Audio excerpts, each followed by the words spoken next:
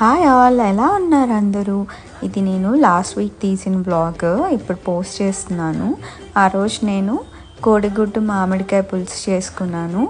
Easy recipe.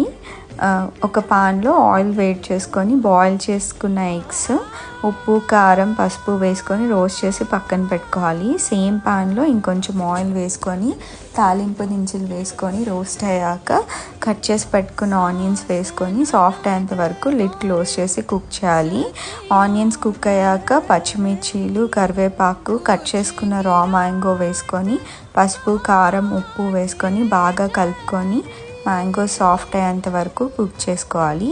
ఒకసారి mango soft అయ్యాక ధనియాల పౌడర్ వేసుకొని కలిపేసుకొని వాటర్ వేసుకొని బాయిల్ చేసుకున్న ఎగ్స్ వేసేసుకొని గ్రేవీ థిక్ అయ్యేంత వరకు కుక్ చేసుకొని లాస్ట్లో కొత్తిమీర వేసుకొని సర్వ్ చేసుకోవడమే. Happy cooking.